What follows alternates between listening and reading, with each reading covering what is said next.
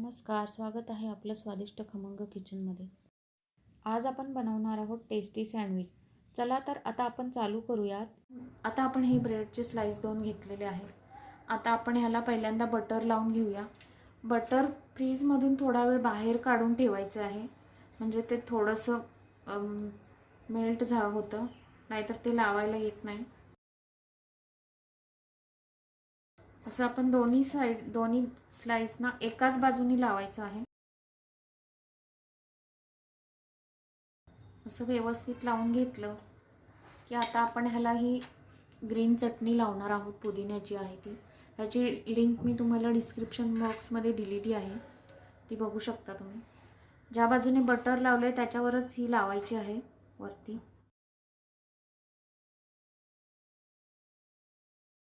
हे बघा, आता दोन्ही स्लाइसला मी बटर आणि चटणी लावून घेतलेली आहे। आता आपण इथे हे काकडी, टोमॅटो, बटाटा उकडलेला आहे ह्याचे स्लाइस करून घेतलेले आहेत आणि कांदा पण आहे। आता ते आपण ह्याच्यावर ठेवूया, एकाच ब्रेडवर ठेवायचे आहे ते। आता आपण ह्याच्यावर थोडासा चाट मसाला टाकणार आहोत आणि आता आपण ह्याच्यावर टोमॅटोचे स्लाइस ठेवणार आहोत। थोडेसे कांद्याचे, जर आवडत नसेल लहान मुलांना तर नाही ठेवला तरी चालेल कांदा। आता ह्याच्यावर पण थोडासा चाट मसाला घालून घ्यायचा आहे आणि आता आपण इथे बटाट्याचे स्लाइस ठेवणार आहोत। ह्याच्यावर पण आपण थोडासा चाट मसाला घालून घेणार आहोत। आता आपण ह्याच्यावर थोडंसं टोमॅटो केचप घालून घेणार आहोत आणि आता आपण ह्याच्यावर एक चीज स्लाइस ठेवणार आहोत आणि आता हा ब्रेडचा स्लाइस आपण ह्याच्यावर घालणार आहोत। हे बघा, आता आपलं तयार आहे। हे तुम्ही असंच कट करून खाऊ शकता किंवा ह्याला टोस्ट करू शकता। आपण ह्याला टोस्ट करणार आहोत थोडं। आपण ह्याला टोस्टरमध्ये घालून घेऊया।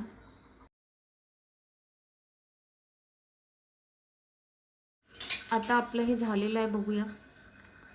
ह्याची ग्रीन लाईट लागली की ते ग्रीन लाईट येलो होते, मग ते झालं की आपलं होतं तयार। हे बघा, छान झालेलं आहे आपलं क्रिस्पी। ह्याला आपण असं कट करून घेऊया मधून।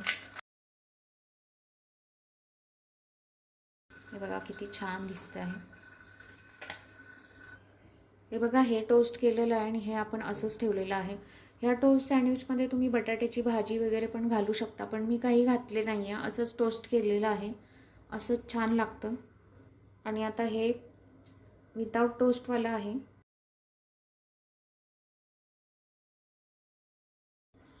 आणि आता आपण ह्याच्यावर थोडीशी गार्निशिंगला शेव टाकायची आहे। अशी शेव टाकली की मुलांना ते आवडतं।